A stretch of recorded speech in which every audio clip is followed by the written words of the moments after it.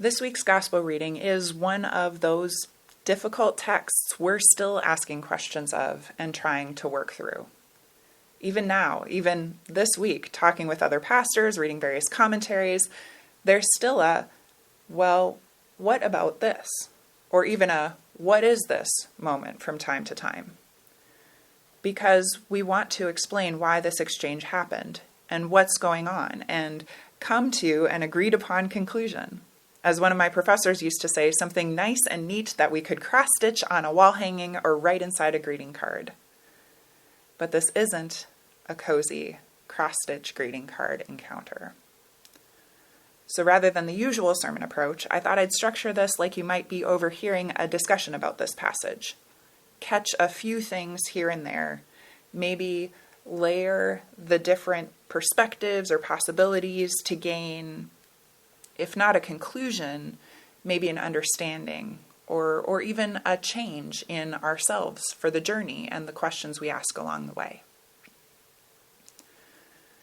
So, to begin with, Jesus gives this whole lesson on cleanliness, and we hear how he's sort of challenging tradition and reframing the whole thing. It's what you say, what comes out of your mouth, that is going to reveal what's in your heart and affect others and the world. And then we have this encounter, and we read about what these people say, what comes out of their mouths, the disciples, the woman, and Jesus. Interesting parallel. The disciples say they want the woman to stop bugging them. The woman says she wants help for her daughter. Jesus says he's been sent only to Israel, and it is not fair to take the children's food and throw it to the dogs. Whoa. This is pretty shocking. And to our ears, it might be pretty awful, too. Why does Matthew include this in his gospel? It happened, it's part of the story, yes. But why is it here? Why tell it this way? What can we learn? We might consider Matthew's audience at this point. Generally religious and faithful people who would have grown up in the tradition. Insiders, perhaps inclined to follow the letter of tradition or ritual. What might they, or maybe even just a few of them, been saying about others, about Canaanites? I mean, this person is a Canaanite woman, basically the embodiment of the other, Canaan, the land that the Israelites returned to after Egypt, the people that had to be defeated, the enemies. If we're using some strong language that might have been floating around, might there even have been an expectation for a response like this? And really, it's not so different from how some people might speak of other groups of people in our world today. Maybe this reveals that. Maybe this reveals just how unhelpful or even shocking an attitude like that is. Maybe it puts this idea, the Canaanites, into something more concrete if we see this as a person trying to help their child. When ideas become people, things change.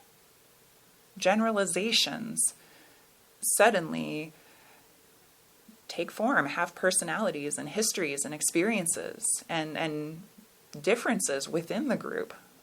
So you realize that you can't generalize anymore. Because this isn't the Canaanites. This is a mom trying to help her little girl. Suddenly the words we might let slide sound pretty bad to our ears. Could this be illustrating that?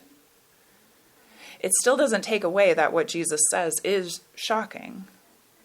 So are we back to the lines of tradition?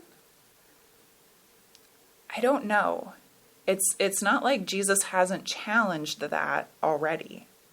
I mean, at this point, we've had the Beatitudes and the Sermon on the Mount, the healing of a centurion's servant, doing something new, questions about plucking grain and healing on the Sabbath, parables about the scope of the kingdom of heaven, the ritual of washing hands prior to eating that starts this passage, and so on. Something about this barrier must be different. So we're in Tyre and Sidon, and it's been a bit of a journey. From John the Baptist's death to the feeding of the 5,000, the walking on water, the calming of the wind and the waves. After all that, Jesus makes this journey. He goes to a different district far away, and suddenly there's someone there asking him to help again too. And obviously the situation is quite serious, but is there an element of exhaustion here too? Again, just another possibility. And switching our focus, there's also the persistence of this Canaanite woman. She is persistent. And we see how the first answer doesn't keep her from continuing the conversation. She keeps going. Is that part of the illustration, the example, to keep seeking the answer?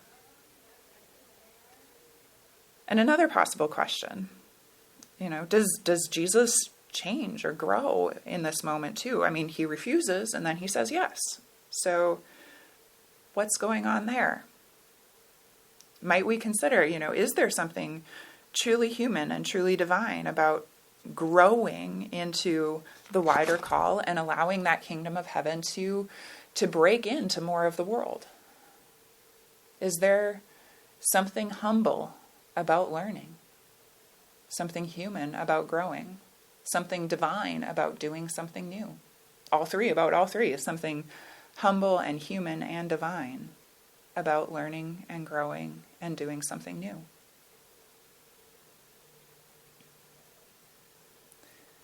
There's also something amazing and revealing about the other, the Canaanite, or those fill-in-the-blank people, being the one who has something truly valuable to say.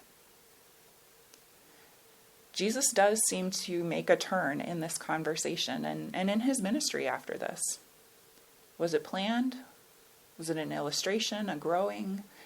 Is it a way to represent a larger truth, becoming that good news for all people and opening ways for God's work in the world beyond the usual barriers? We don't get all of the why. And a lot of what we understand is through a lens and to the standard of our modern world and current understanding. We add to that the study of historical context, biblical narrative, and ultimately a lot of questions that we're still asking. They are worth asking, though, because considering the possibilities makes us consider the implications for our own lives and ongoing world issues. Outsiders, other countries, generalizations, exhaustion, appearance versus authenticity, humility, growth, persistence, genuine conversation. And finally, the answer. Woman, great is your faith. Let it be done as you wish. And her daughter was healed instantly. Amen.